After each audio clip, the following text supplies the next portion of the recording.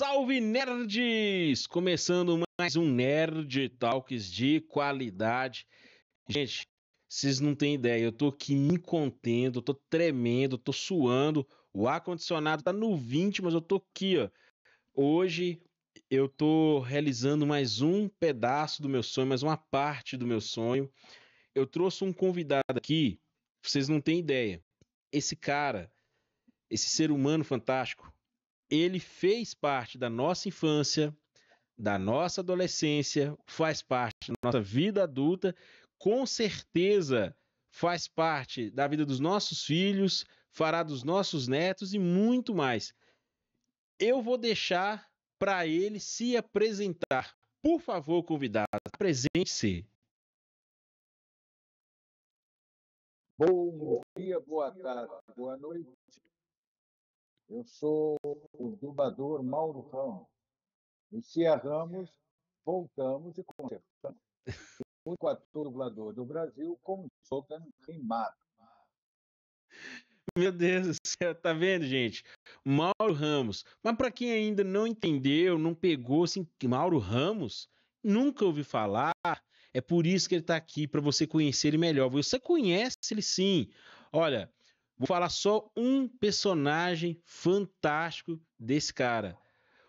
Pumba, do Rei Leão. Meu Deus do céu. O Pumba. Mas, Mauro, antes da gente entrar no assunto dublagem, eu tenho que pedir a você, até mesmo te perguntar, Mauro Ramos, de onde é? Como começou? Por favor, conte um pouquinho da sua vida pra gente. Mauro Ramos, de onde é? Como começou? O que come? Essa parece a apresentação Globo de, Repórter. de programa da vida selvagem.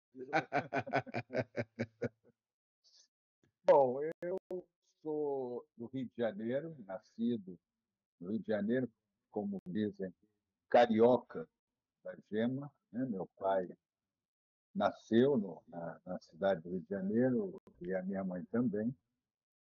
Mas o meu avô, pai do meu pai, velho capitão Eugênio Batista Ramos, é de Machado, perto de Poços de Caldas. Era um militar. E minha avó Geni, mãe do meu pai, era do interior do estado do Rio de Janeiro. E eu morei durante um tempinho com eles, né? Tanto em Belo Horizonte, isso foi há muito tempo, né? E eu comecei como ator em 1900, olha que eu sou um cara do século passado, veja bem, mesmo. Estou quase, tô quase aparecendo em porta do museu, né? Eu paro na porta do museu e fico parado olhando alguma coisa, alguém vai dizer: ah, esse aqui foi um dublador, Mauro Ramos, como se eu fosse uma estátua, né? Eu comecei em 1979 como ator, então, fazendo as contas aí, sei lá quanto é que dá, né?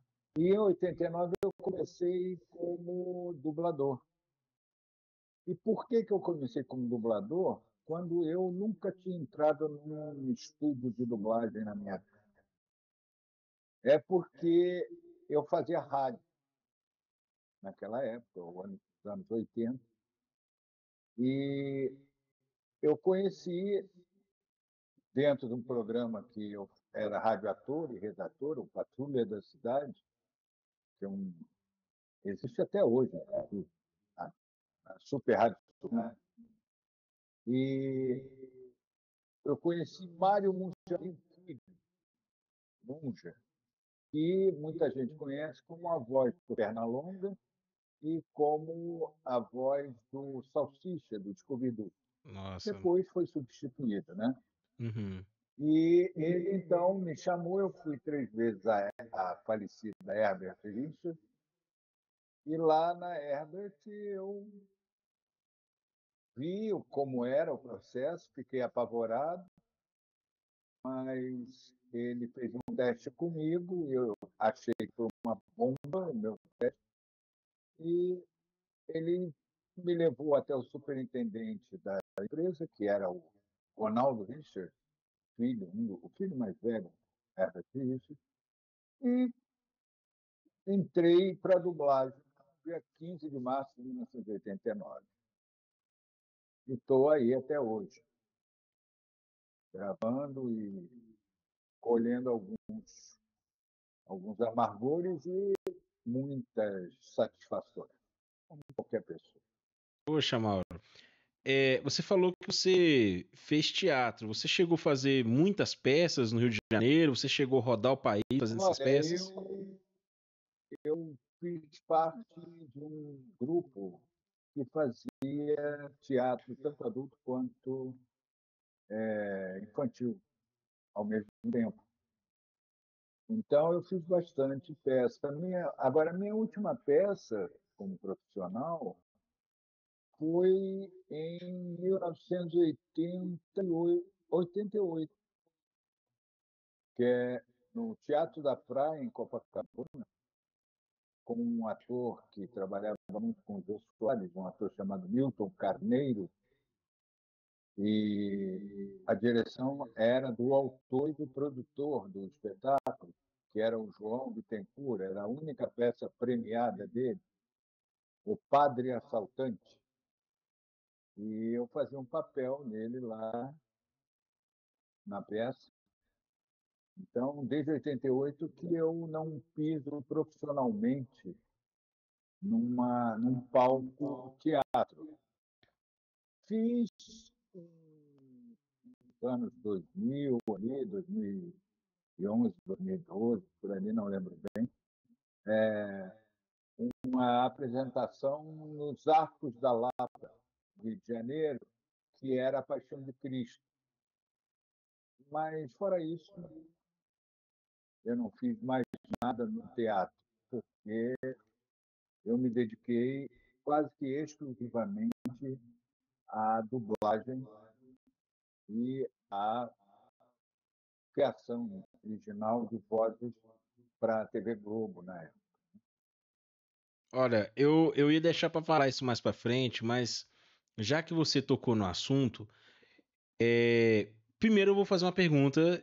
São duas perguntas, mas eu vou fazer o seguinte: você chegou a trabalhar em alguma novela da Globo, algum seriado? Você, Mauro Ramos, mesmo interpretando o personagem?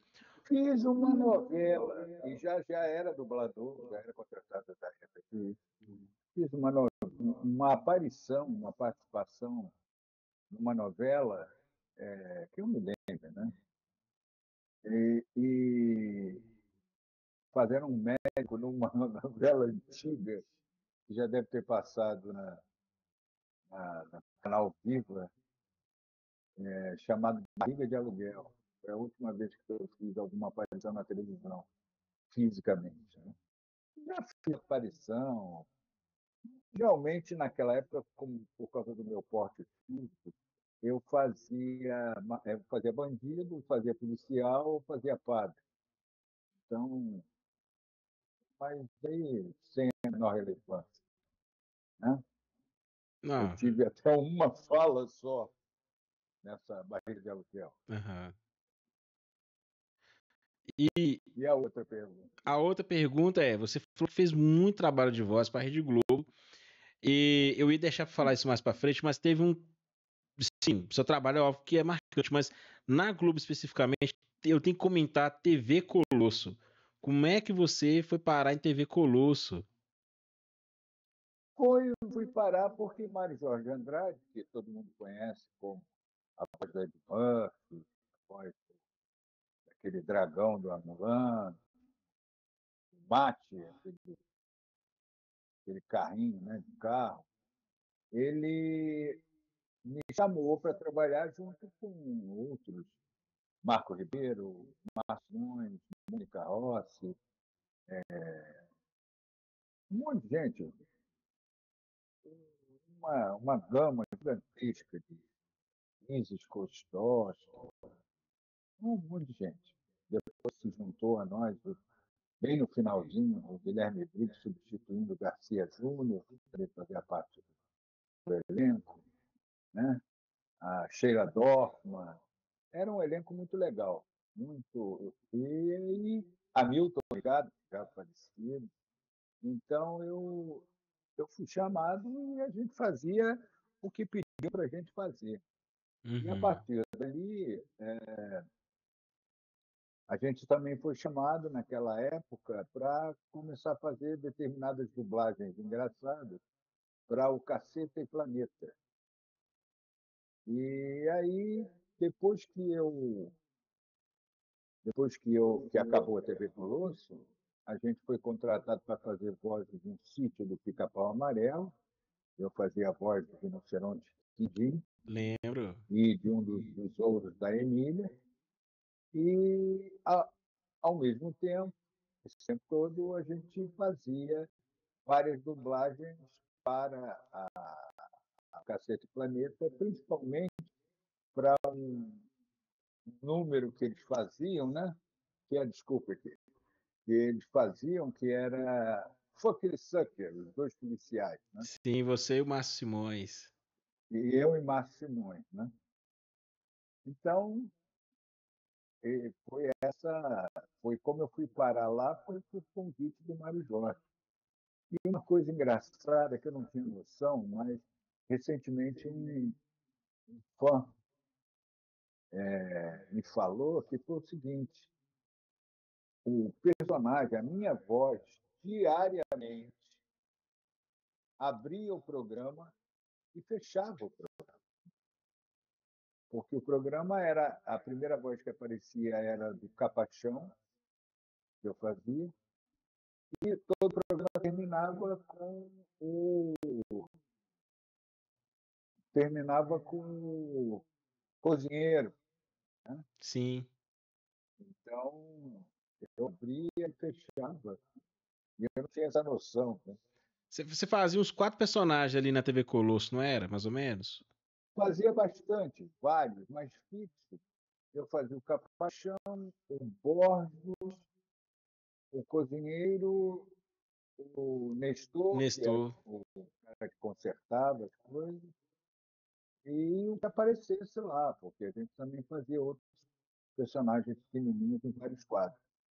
A TV Colosso, ela acho que chegou a ter tipo uma espécie de revival no YouTube. Acho que eles tentaram trazer ela de volta pro YouTube.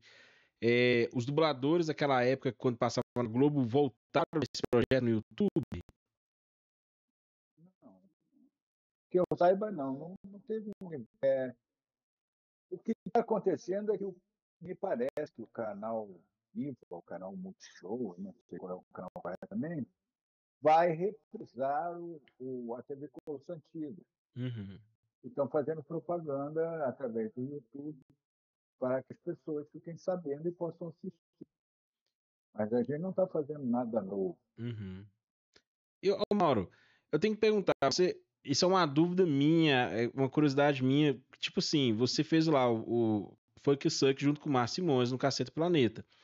Isso de alguma forma teve influência de vocês terem dublado o Bad Boys, o Will Smith e o Martin Lawrence? Porque, tipo assim, vocês dublavam 2 policiais no Cacete Planeta e vão dublar 2 policiais no Bad Boys. Teve alguma coisa a ver ou foi só coincidência do destino?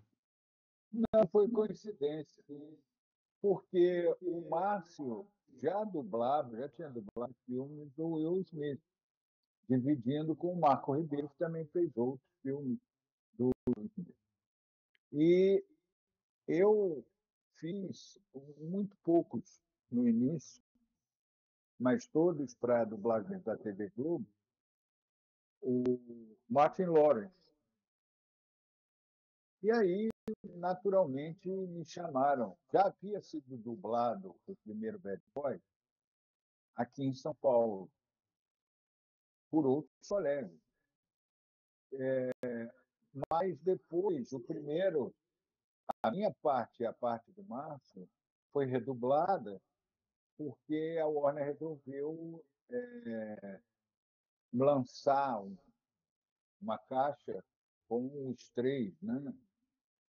3 CDs dos 3 filmes, o 1, o 2 e o 3, e aí, para ficar tudo igual, chamaram a gente para redublar só parte do, dos dois. Uhum. Mas foi coincidência, não foi uma coisa, não teve nada a ver com a outra. É porque eu sempre tive essa dúvida na minha cabeça, assim, pô, os caras fizeram Funk Sucker, era uma dupla no caceta, aí os caras fazem dupla no Bad Boys. Será que teve alguma influência? Agora você já tirou minha dúvida, eu posso dormir tranquilo sobre isso. Você falou que começou, você fez o teste em 89 e de cara já passou. Você lembra o personagem que você fez lá em 89, no começo da carreira? Não lembro. Foi um teste de um desenho que já estava dirigindo. Eu me lembro da primeira coisa que eu dublei oficialmente como dublador, que foi num faroeste do John Wayne, em que eu fiz vozerios e fiz uma fala, um rapaz a quem o John Wayne e os outros que estavam com ele entregavam as rédeas dos cavalos, e o John Wayne chegava para ele e dizia: dê água para os cavalos. E eu dizia: sim, senhor. Foi a minha primeira fala na dublagem. Um E, medo absurdo. sério, e o Mauro, mas você, tipo assim, a impressão que eu tenho, a sensação que eu tenho é que você já chegou dublando muito bem, já pegando os personagens assim, relevantes e tudo mais, mas foi um processo demorado, não foi? Até você pegar um personagem grande? Olha, para uma pessoa, naquela época era muito difícil você ser aprovado pelo meio da dublagem, porque você tinha que provar primeiro que você era funcional para o sistema e capaz para os colegas de trabalho.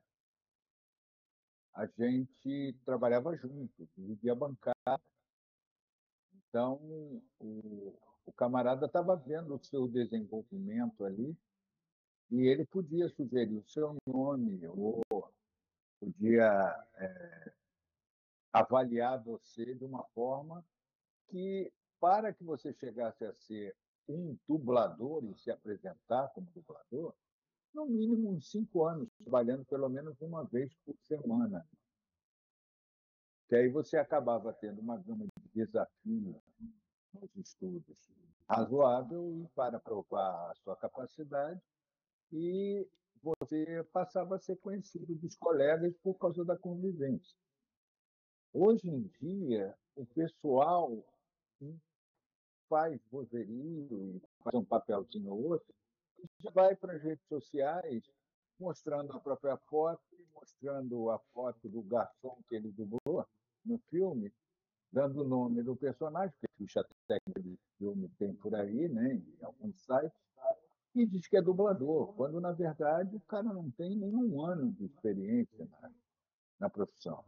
Uhum. E isso é meio temerário, porque a gente já não trabalha junto, a gente já não aprende como aprendia vendo e ouvindo os colegas e contracenando com eles na bancada, que hoje é meio sozinho, né? Então fica mais difícil e acaba que o ator ele vai pegando certos vícios e que vão ficando assim meio cristalizados. Ele passa a ser funcional, mas funcional para determinados papéis e não se desenvolve.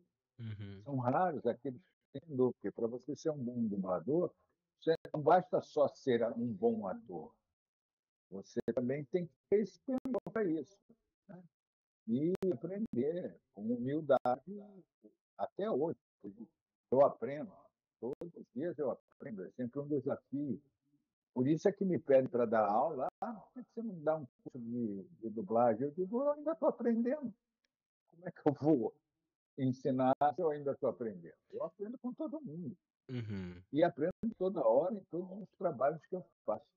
E o meu primeiro trabalho relevante foi um trabalho para a Disney, que foi o Pumba, que eu disputei um teste, sem saber, com Silvio Navas, um antigo dublador que fazia a voz daquele Munra. Pude vida eterna. E eu disputei com ele e acabei ganhando. E estou até hoje, né? E graças a Deus a Disney me chamou para vários produtos. E eu espero que continue, né? Amém. A me chamar. E eu fiz bastante coisa para a Disney, né?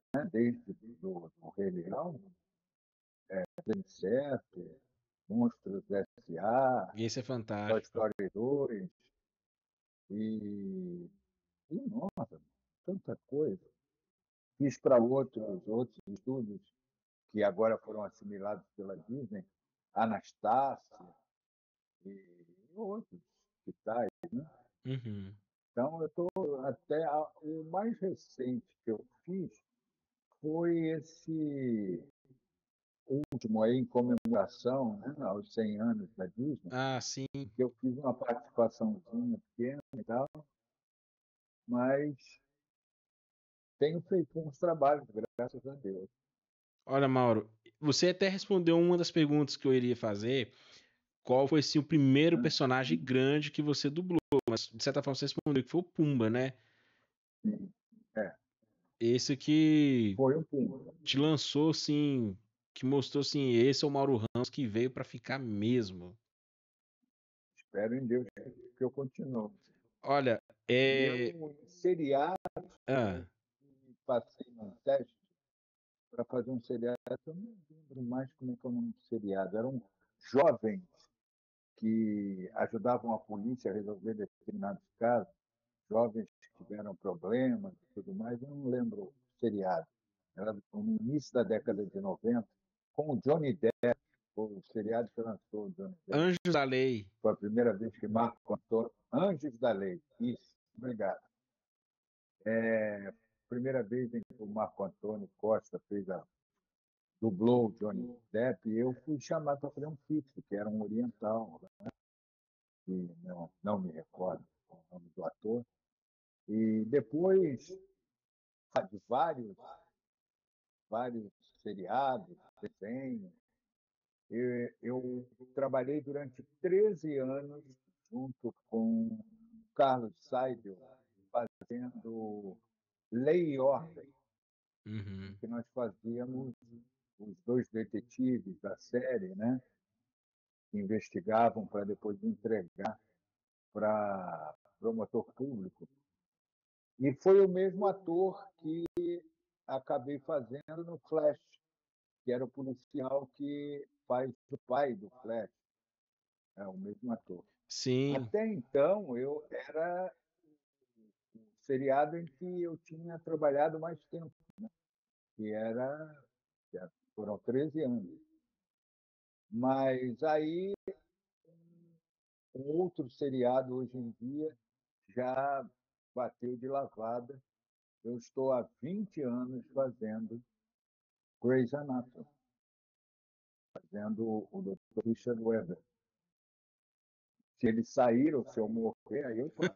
Senão, Não. É mais fácil ele sair. Você vai ficar um tempo conosco aqui. Então, são várias séries, vários filmes que eu acabei fazendo. Para a Disney também eu fiz um filme que eu gostei muito, que foi Uma Cilada para Roger Rabbit, Sim, muito bom. fazendo o detetive Ed Valiant. E, na mesma época, a Warner, quando resolveu lançar o Batman e o Batman O Retorno, Tim Burton, eu acabei substituindo para o DVD o falecido Zé Santa Cruz, que fez para a Globo aquele Danny DeVito fazendo Pinguim, Pinguim. e aí acabei eu fazendo para o Warner. E então, a partir dali, fui chamado para outras coisas, graças a Deus, espero continuar. Amém. Vai continuar. Mauro, você falou da questão da dublagem, que antigamente vocês faziam junto, que se aprendia muito e tudo mais. Hoje em dia, na sua opinião, você acha que a dublagem ela tá melhor, não tá melhor? Você acha que teve um progresso ou não pela questão do jeito que mudou a forma de dublar?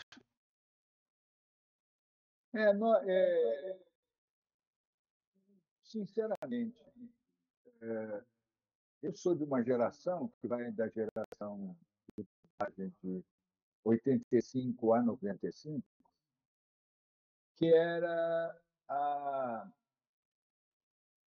uma geração que pegou uma fase excelente da dublagem, excelente, criativamente. Mas a gente trabalhava com uma tecnologia que não foi a primeira.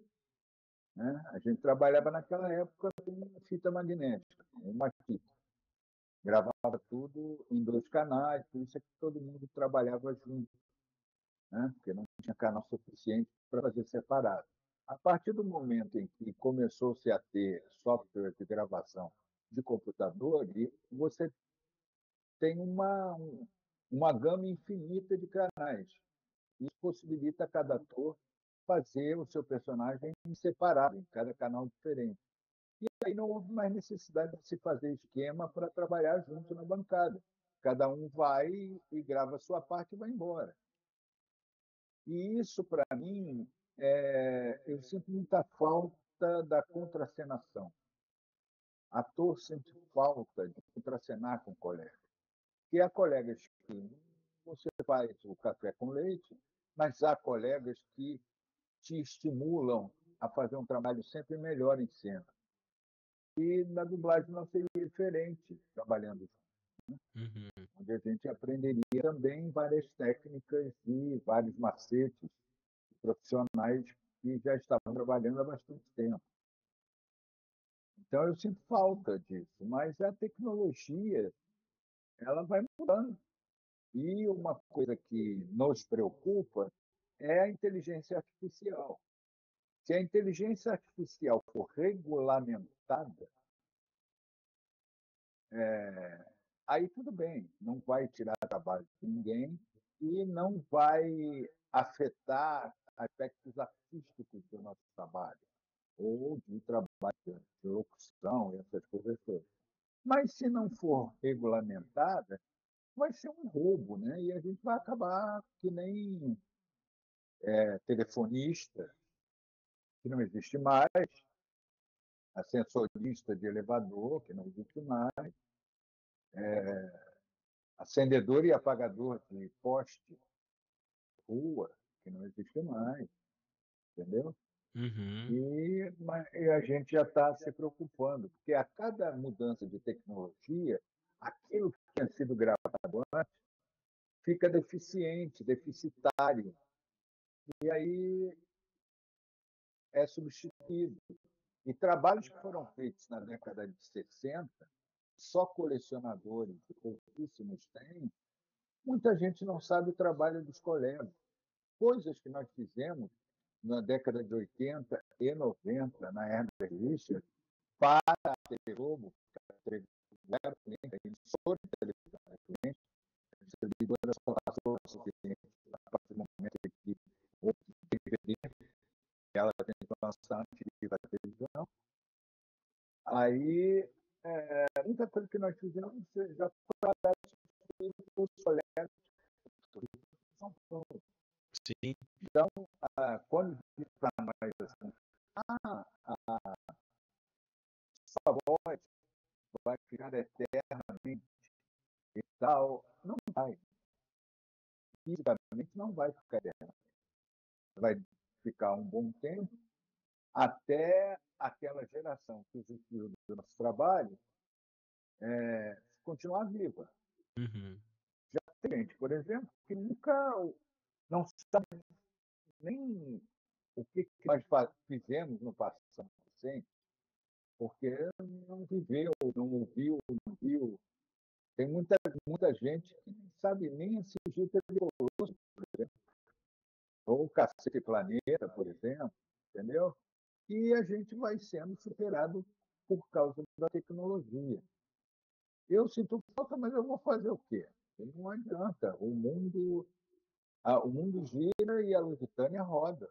Vamos embora. Mas, ô Mauro, eu vi também uma polêmica já que a gente está tocando nesse assunto da inteligência artificial e tudo mais, que alguns atores de voz, eles assinaram contratos permitindo o uso de sua voz depois da partida deles desse plano. Um caso mais recente é o James Earl Jones, o Darth Vader, lá nos Estados Unidos. A dubladora do Goku no Japão também fez a mesma coisa. Você acha que pode haver algo parecido no Brasil, a empresa chegar no dublador, igual para o Mauro Ramos, vamos fazer um contrato aqui, a gente pagar para sua família, na hora que você não estiver mais aqui, o uso da sua voz. Você acha que isso vai ser uma coisa que possa acontecer? O que você acha? Isso lá fora, aqui o mercado é completamente diferente do que lá fora. Né? Lá fora, que você está se referindo, são vozes originais, não são dublagens. Porque o dublador brasileiro não é nada. Qualquer lugar do mundo é a última instância da indústria cinematográfica mundial para que o consumidor daquele determinado país tenha acesso ao produto que não é na língua materna desse consumidor. Então, o que você está falando é sobre voz original. E cada um é que sabe. Eu acho que isso deve ficar a, ao sabor da opinião de cada profissional. Se ele quiser, se ele autorizar, fazer o quê? Uhum. Agora, não pode, em vida, o camarada ser substituído por uma máquina que vai apenas reproduzir a voz do ator original, mas sem a, a atuação de um A profissional da emoção. área. Então, aí já são outros 500. Uhum. Se o cara quiser ceder depois da morte dele, óbvio. Agora, não conte que a gente recebe cada vez que existe. Não conte com isso. Não conte que nossa família, depois que a gente morre, continua ganhando a cada exibição da nossa voz em algum veículo, algum meio de comunicação. Não acontece isso. A gente recebe um cachê determinado, né, que é pela nossa tabela de convenção coletiva de trabalho, e recebe um percentual de direito conexo que é irrisório. E nunca mais a gente ganha mais nada. O cara pode ficar 50, 60, 70 anos, entendeu? Exibindo o produto que a gente dublou e a gente ou a nossa família não ganham absolutamente nada. Entende? Uhum. Então, quando o cara cede a voz dele, bom, é uma coisa pessoal, né? Uma decisão pessoal. Uhum. E olha, ainda na questão da polêmica da dublagem, a dublagem, a dublagem brasileira é considerada uma das melhores do mundo, e com razão.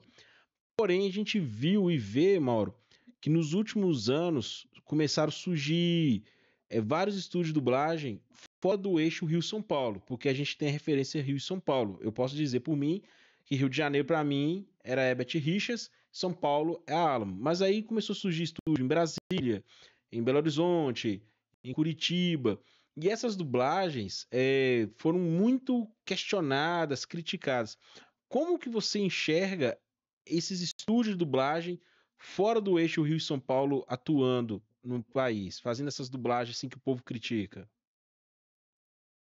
Olha, o mercado não só peneira o bom profissional, como peneira o bom estúdio.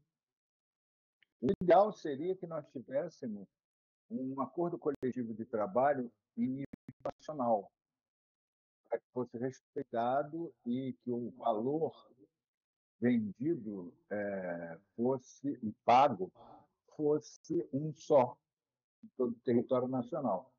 Mas os empresários alegam que isso seria impedir, né, a livre iniciativa.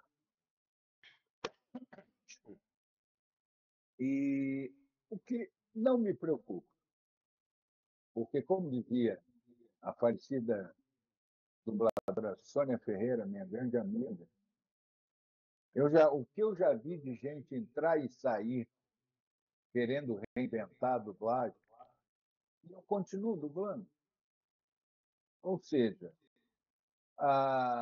o talento e a funcionalidade do profissional de dublagem é que, na verdade, peneira o ator na atividade. Se ele é funcional, ele fica, ele é chamado. Se ele não é funcional, só lamento, mas não vai ser mais chamado. Então, é a mesma coisa com relação às empresas. Pode abrir empresa até em Pixoxó do Norte. Agora, será que vai entregar com qualidade? Se entregar com qualidade, até eu vou querer trabalhar com Pixoxó do Norte. Mas, se não tiver qualidade, só lamento. Não posso fazer nada. E isso acontece no mercado de uma forma absurdamente incontestável. E porque o mercado é implacável. Já tem produtos que eram dublados em Miami ou em Los Angeles que já não estão, os clientes já não estão levando para lá mais, por causa da qualidade artística dos produtos. Sim, Então, desculpa. a qualidade técnica, hoje em dia, ela é realmente igualada em todos os países do mundo, porque os aparelhos e tudo mais, os softwares, eles estão sendo utilizados com competência e com qualidade em todo o mundo, né? Em todo o planeta. Então, não, a coisa não é essa. O que conta é a competência dos profissionais quando trabalham com essa tecnologia, que nem todos são competentes. E com relação a dublador, o que conta é a capacidade, a funcionalidade do profissional dentro do sistema. Então, para mim, não tem o menor problema. Só acho que deveria ter uma certa ética, carta ética dos dubladores e carta ética com relação às empresas de dublagem. Sim. Na verdade, as empresas de dublagem deviam ser companheiros de trabalho dos dubladores. Não achar que estão prestando um favor para os dubladores em arranjar trabalho. Elas deviam ser parceiras. Porque hoje em dia está por um fio, né? As empresas estão por um fio e elas não estão vendo isso. Porque elas forçaram a gente a abrir empresas, a sermos PJ, pessoas jurídicas. E por quê? Porque não podem mais contratar, alegam que não podem mais contratar, porque o mercado não permite mais isso, que ela teria prejuízo. Tá, fomos forçados a isso, ok. Mas nada impede que um cliente resolva chamar um colega ou uma colega que seja PJ, entregue um filme para ser dublado e ele simplesmente vai arranjar o estúdio, vai arranjar o tradutor, tal, cobra tudo direitinho, faz a direção de dublagem e depois paga. E ele está agindo da mesma forma que a empresa age. Né? As empresas de dublagem deviam ser mais amigas da categoria, sabe? Porque, na verdade, sem técnica, tanto operadores de áudio quanto mixadores, sem o pessoal de produção e, principalmente, sem os dubladores e tradutores, não tem dublagem, não existe dublagem. Né? Sim. E só para encerrar, Mauro, eu te prometo, essa última pergunta polêmica que eu te faço, mas porque a gente gosta de ver a opinião de um profissional. Você tem mais de 40 anos de profissão, então você tem propriedade para opinar mesmo, para falar o que você acha sobre isso. Você falou uma coisa interessante lá atrás, que é a questão que as pessoas pedem você, se Mauro, dá um curso de dublagem e tudo mais. Há um tempo atrás, teve uma polêmica no Instagram, na internet, em relação a essa questão de curso de dublagem. Um dublador, não vou citar o nome dele, ele comentou que ele era contra também, que ele não gostava de dar, mas por outros motivos. Ele falou assim que com essa questão da inteligência artificial, que não se sabe o que vai ser no futuro da dublagem, ele falou assim que não via motivo de dar curso de dublagem e achava errado quem dava curso de dublagem, porque talvez, tipo assim, de 10, apenas um ia conseguir terminar o curso e talvez ia trabalhar. Aí ele falou que São Paulo, por indicação e por competência. Eu te pergunto, Mauro, quem está nos assistindo, quem tem o sonho, esse anseio de ser dublador, na sua visão, vale a pena investir nesse sonho, virar dublador, fazer um curso ou fazer um curso correto? O que você acha disso? Olha, eu acho que vale a pena sempre você correr atrás do seu sonho em qualquer área, ou em qualquer atividade profissional. Uhum, Ah, o que eu acho com relação atualmente ao mercado, no mercado, é que os cursos de dublagem lançam muitos dubladores no mercado que, infelizmente, não serão a todos assimilados pelo mercado. Porque para você ser um dublador funcional, você precisa de tempo. E é um tempo que o curso não dá. Né? Você acaba não tendo nenhuma experiência, você tem noções de como você deve se comportar dentro do estúdio, do que é, de treinar, mas você não tem a vivência da dublagem, que é onde a gente aprende mesmo a função. Quando as pessoas me perguntam, Mauro, qual é o conselho que você dá para quem está começando? Eu digo, tenha culhão, porque vai demorar, mas se você for funcional, o mercado vai reconhecer, sabe? Não adianta ficar puxando o saco. O que você tem que fazer é mostrar o seu serviço. E hoje, antigamente, a gente podia entrar, ficar observando o trabalho dos colegas e tudo mais, ver como é que era o desenvolvimento, aquela coisa toda. Hoje em dia não pode, porque os clientes eles estão evitando que pessoas que não estejam com funções dentro do estúdio, eles evitam que aconteça porque os produtos têm uma série de restrições, né, e tudo mais. Então fica difícil para o camarada aprender. Né? Então, eu acho que você tem que correr atrás do seu sonho, qualquer que seja ele, em qualquer área profissional. Só que você tem que ver com as coisas com clareza, né? Não fica com expectativas irreais das coisas. uhum, Se você tiver que ser, você vai ser, entendeu? Se você tiver que ser descoberto como funcional e trabalhar na profissão 20, 30, 40 anos, você vai ser. Só que não é da noite para o dia. Né? aham, Então, os cursos de dublagem, a meu ver, eles são essenciais, porque antigamente os celeiros dos profissionais de dublagem é o rádio, que já não existe mais a área de rádio teatro desenvolvida, né?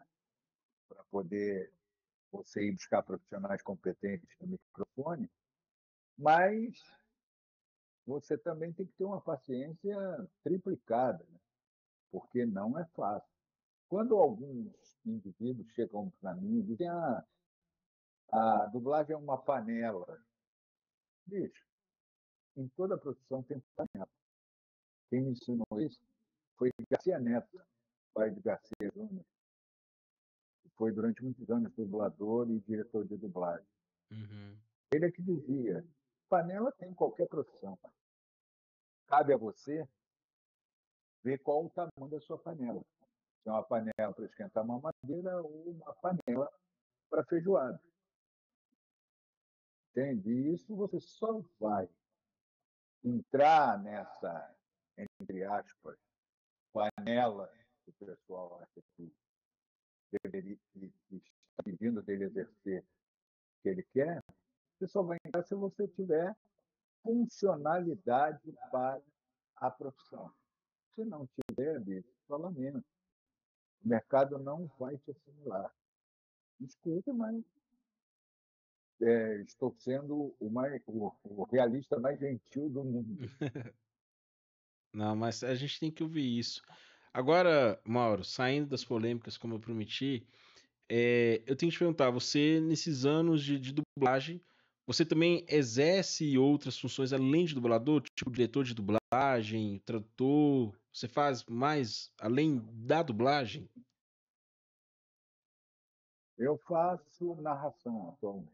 Eu Uhum. fui diretor no Rio de Janeiro durante 10 anos e não aguentei mais em determinado momento e aí parei e fiquei só como dublador. Hoje em dia tem a narração de audiolivro, que eu também não sei quanto tempo vai continuar, né? Mas espero que continue a me chamar. E é uma experiência muito boa, experiência muito legal. Contar histórias nada mais é do que a profissão do próprio ator, né?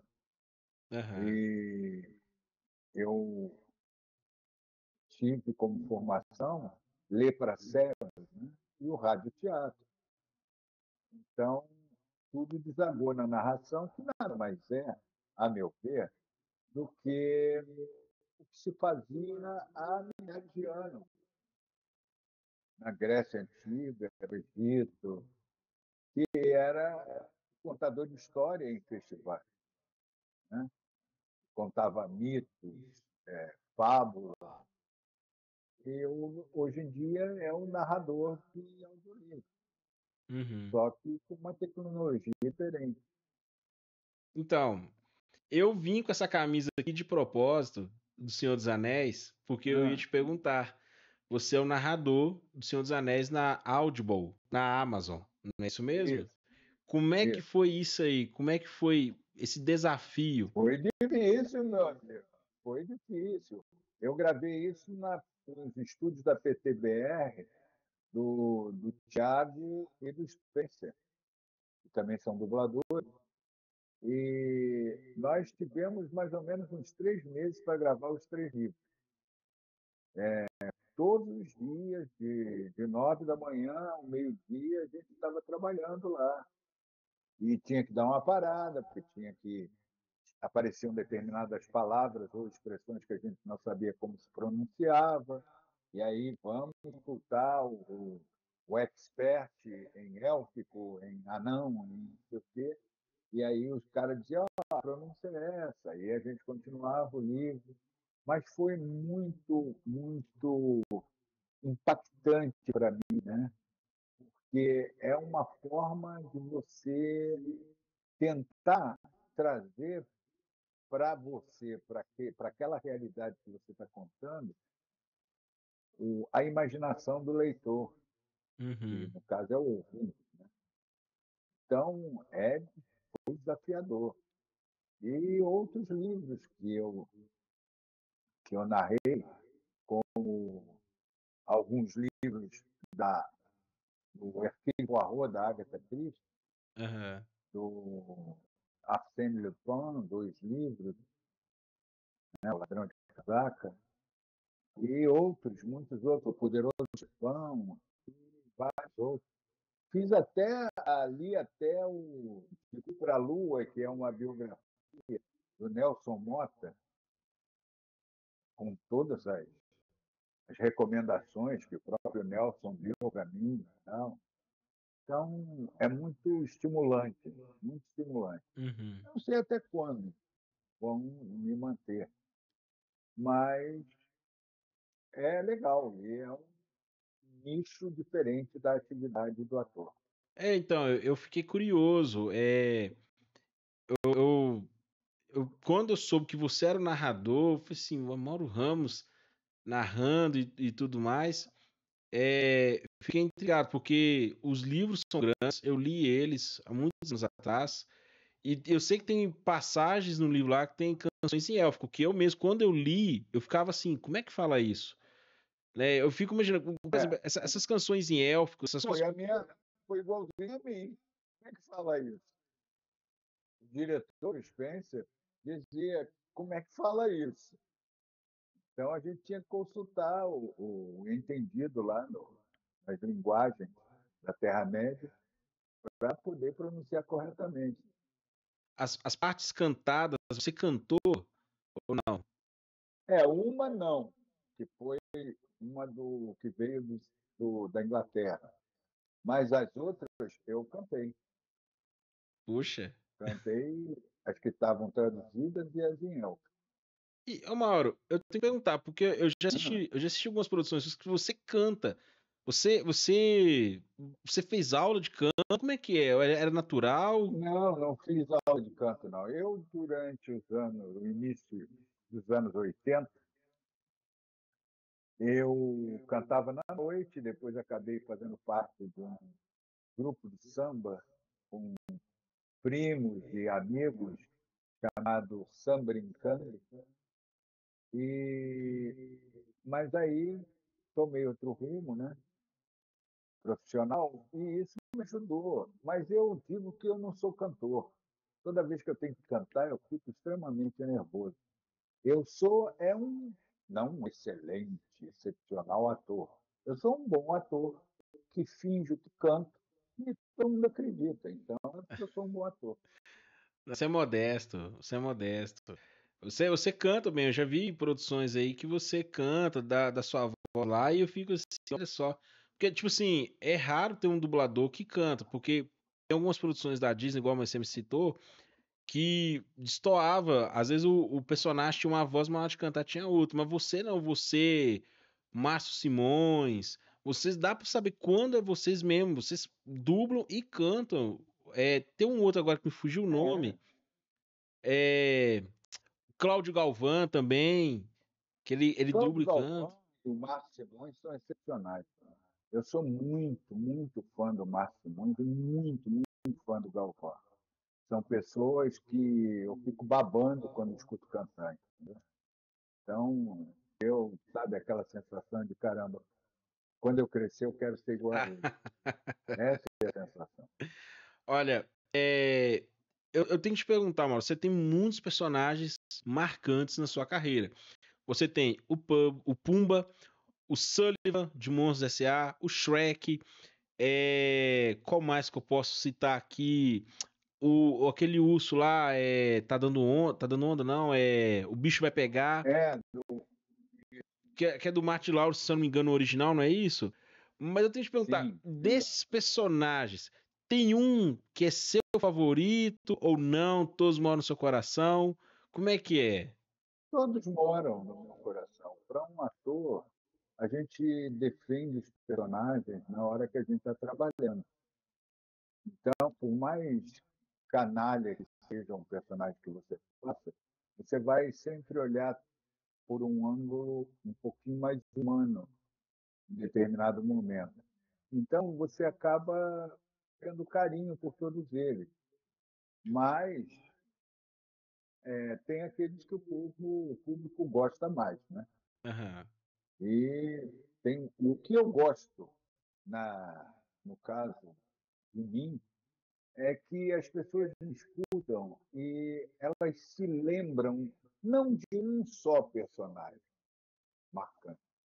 Elas vão lembrando de vários, inclusive vários que às vezes a gente nem se lembra que fez. E a pessoa, para ela, foi uma coisa muito marcante. Então, isso na produção é uma coisa que a gente não tinha noção, mais ou menos lá para antes de 95, 96. A gente era o Alegria, que era um grande profissional do teatro e revista, ele dizia que o dublador era um astro que despontava para o anonimato.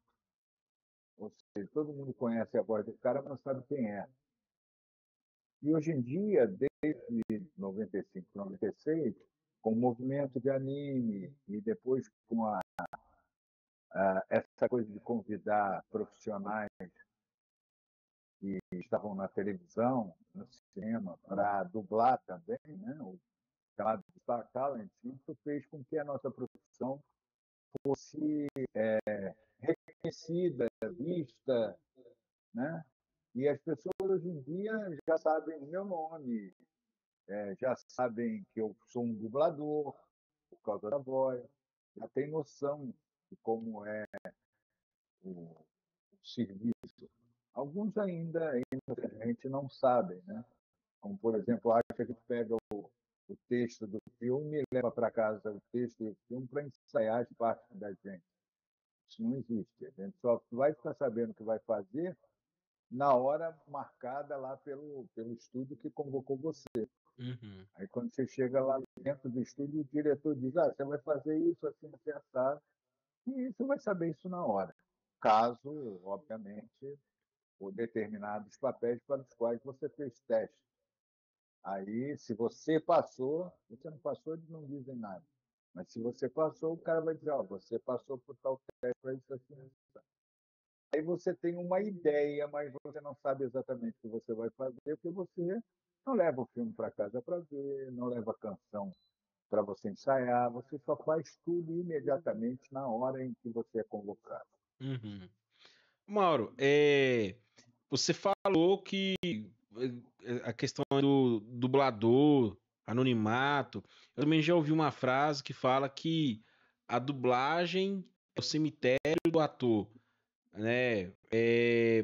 Mas, tipo assim, eu não vejo dessa forma, muito pelo contrário. Você falou com a internet e tudo mais, hoje os dubladores são...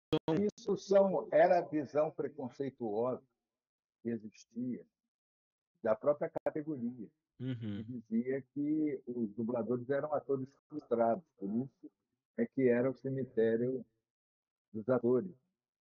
Quando, na verdade, hoje em dia, muitos profissionais que viram como é difícil a dublagem, eles reconhecem que tem uma visão completamente diferente da profissão. E, por favor, não tratem a dublagem como se fosse um bico. Atores iniciantes e tudo mais. Se você quer ser um dublador, você vai ter que se dedicar à dublagem. E é você estar disponível para dublagem.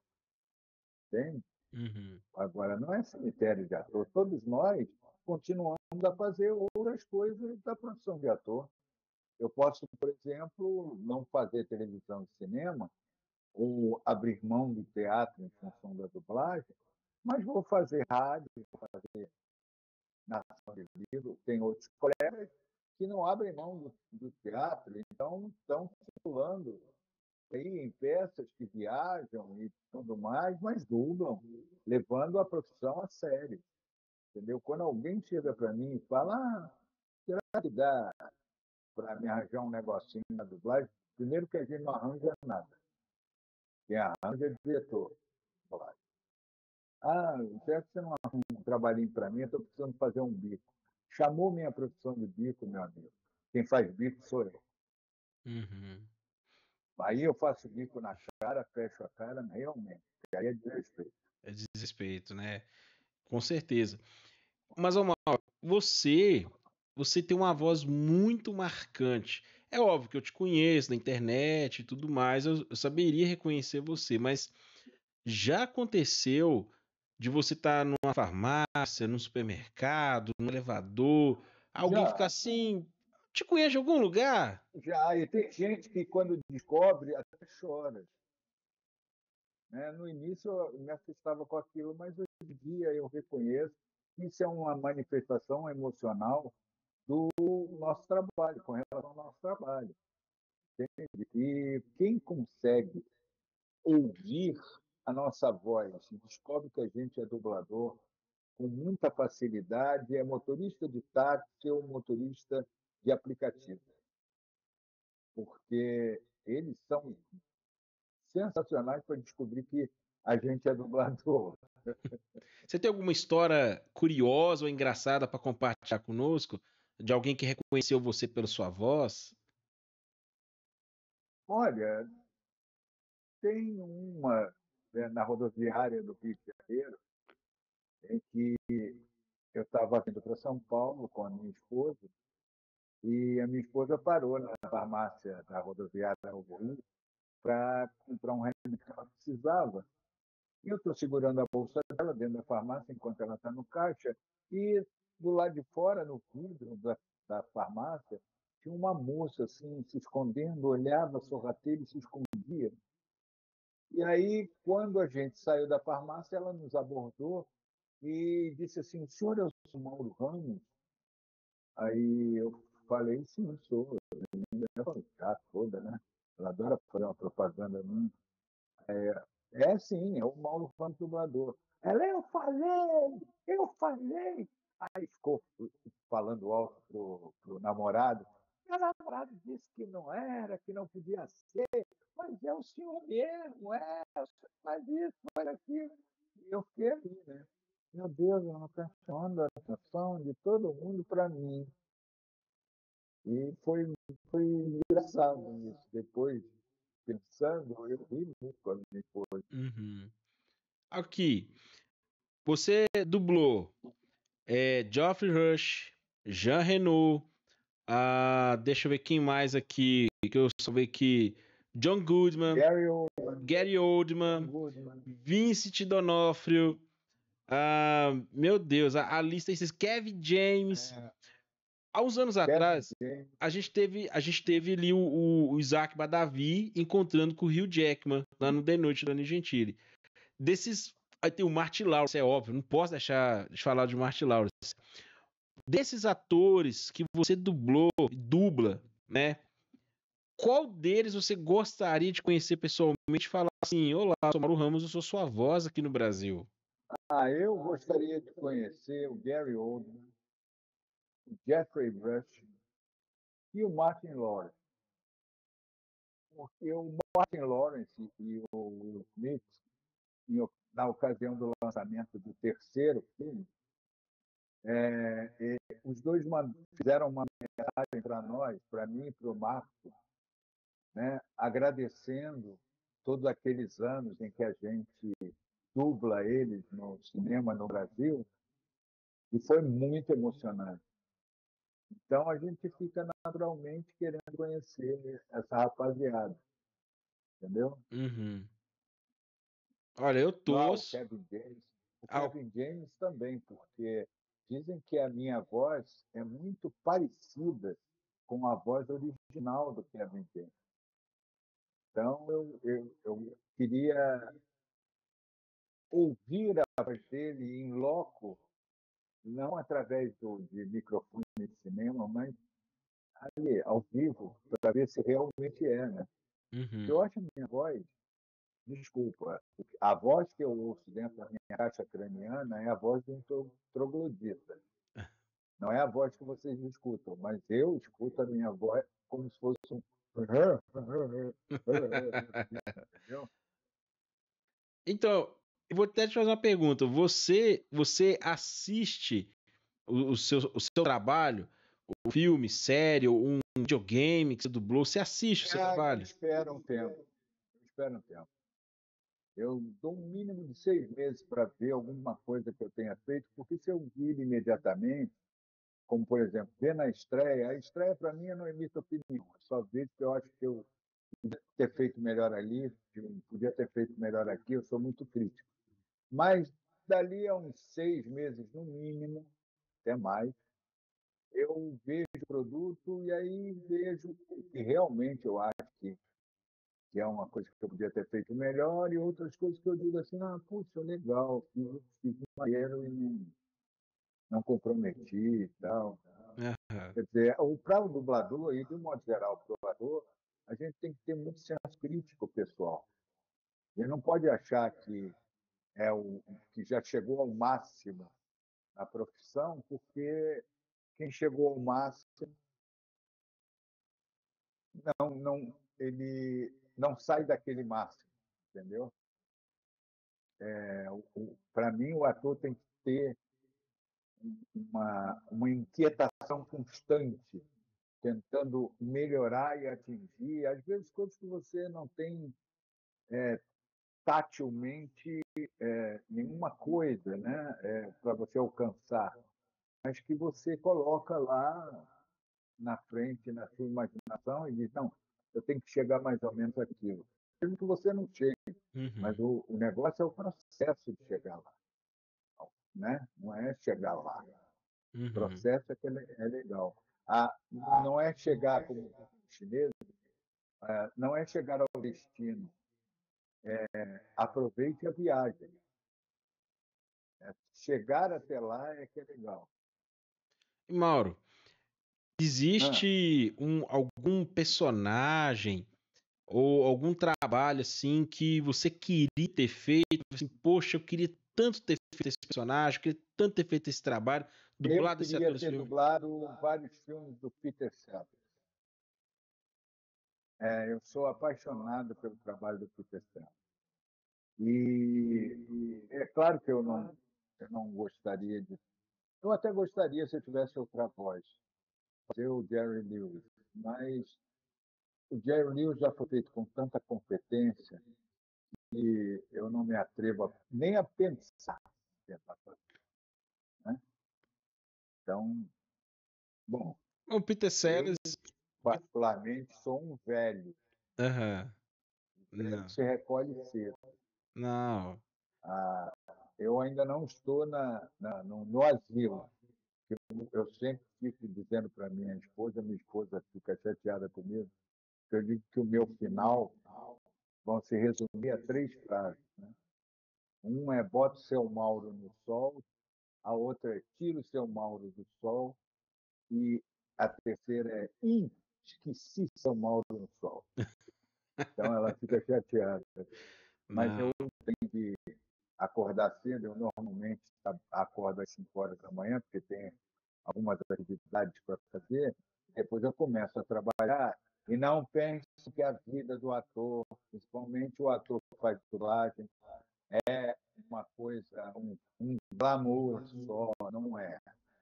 É como qualquer trabalhador, enfrenta metrô, enfrenta ônibus, entendeu? Enfrenta engarrafamento quando tem carro e tudo mais. E a gente tem que trabalhar, às vezes, 12, 14 horas, entendeu? Indo de um lugar para o outro para poder fazer um salário. Então, eu vou ter que me recolher, Não, sim. infelizmente.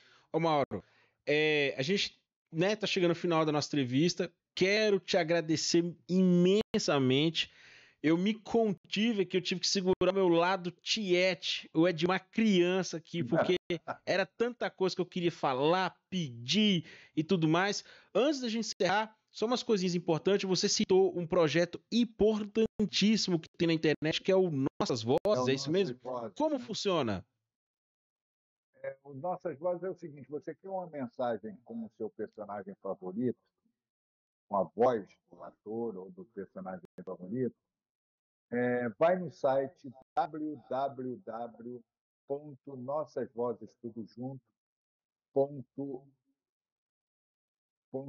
www.nossasvozestudojunto.com.org e lá você vai ter acesso a uma pequena tabelinha de preços para essas gravações. E você ajuda, é sempre muito barato, tipo R$ 25, por aí. Você ajuda, está ajudando a vários colegas, tanto do Rio quanto de São Paulo, que estão precisando, passando necessidade, e a gente procura ajudar da melhor forma que a gente pode. E quando você quiser, e diga isso para os seus colegas, seus familiares, se você quiser isso, vai lá no www.nossasvozes.com.org e, e vai ver um melhor precinho para você, que esse dinheiro é todo revertido para ajudar os nossos colegas que precisam. Exatamente. Você aí, ó, você que quer uma voz personalizada do Shrek, do Pumba, o Mauro Ramos está lá no Nossas Vozes lá, não custa nada, você vai realizar um sonho seu, do seu filho e tudo mais. Mauro, a gente está chegando no final aqui, só uma brincadeira rapidinho aqui. Minha enteada, Ana Clara, era fã do Shrek. Eu queria pedir só duas coisas. Se for possível, o Shrek, mandar um abraço para Ana Clara Ferreira, que ela, pelo menos uma vez no mês, ela força a gente a assistir o Shrek. E a segunda coisa, se for possível também, o Shrek pedindo para seguir, assistir, acompanhar o Nerd Talks BR. Nerd Talks BR? BR, isso. É isso? Aham. Aninha, aqui é aquele camarada do Lamaçal. Só tenho uma coisa para dizer para você. Um grande abraço, que é melhor para fora do que para dentro. E o outro é o Nerd Talk, né? Pode ser o Pumba pode falar ou tem que ser só o Shrek? Não, é Nerd Talk. Nerd Talks BR, o Pumba pedindo para seguir o Nerd Talks BR. Nerd Talk. Né? Olha, venha assistir o Nerd Talk BR, hein? Tô aí, tô de olho. E por fim, Mauro Ramos, uma mensagem para quem está nos assistindo, para quem está acompanhando essa entrevista aí, qual mensagem você deixa para os telespectadores? Olha, a mensagem que eu digo é: consuma produto dublado. A gente precisa sustentar a família da gente. Um grande abraço para todos, tá? Muito obrigado pela oportunidade. Eu que agradeço, gente. Segue lá, Mauro Ramos Dublagem, acompanha o trabalho dele no Instagram, fortaleça, vá lá nas nossas vozes lá, vê lá as mensagens. Mauro, obrigado. Fica o convite para você retornar aqui. Quem sabe um dia presencialmente, você, né? Quem sabe presencialmente, você vir aqui comer pão de queijo, tomar café, comer doce de leite com queijo, sabe? Precisa baldar aqui em Goiás. Tem doce de mamão verde. Doce de mamão verde, doce de figo, goiabada com queijo. Aqui em Minas, aqui, comer um tropeirão, aquele tropeirão com aquele torresmo. Giló, né? Infelizmente, o pessoal parece que não sabe mais fazer. Mas quando eu era garoto, eu comia muito doce de giló no interior. Olha, rapaz. Doce de giló, eu fui pela primeira vez lá na Cabeça da Véia, lá em cima, quase Goiás, São João Evangelista. São João Evangelista aqui do lado. Então, São João Evangelista onde era tudo mato, tudo fazenda. Meu Deus! E era uma rua só que terminava numa praça. E meu avô dizia: essa rua, para os moradores dessa rua só tem uma mão. É a mão para ir embora daqui. Você é de São João aí, ó. Olha quem diria. Do lado aqui, é meia hora daqui de Goiânia. Oi? É meia hora daqui de Goiânia. Olha só, de giló. Não. E farofa de saúva também. Nossa, não, você vindo aqui, a gente vai dar um jeito de arrumar isso. Mauro, muito obrigado. Volte aqui depois, por favor, tá bom? Vamos fazer uma parte 2. Obrigado, meu, de coração. Okay. Que você continue sendo esse ser humano iluminado, abençoado, que você continue fazendo parte da vida da gente. Com a sua voz, com a sua presença, com tudo, com sua luz. Muito obrigado. Deus te ouça. Amém. E é isso, chegamos ao final de um Nerd Talks. Eu tô emocionado aqui. Me contive para não chorar e não chorei. Depois que acabar aqui, acho que vou chorar. E é isso, muito obrigado. Até o próximo Nerd Talks e tchau!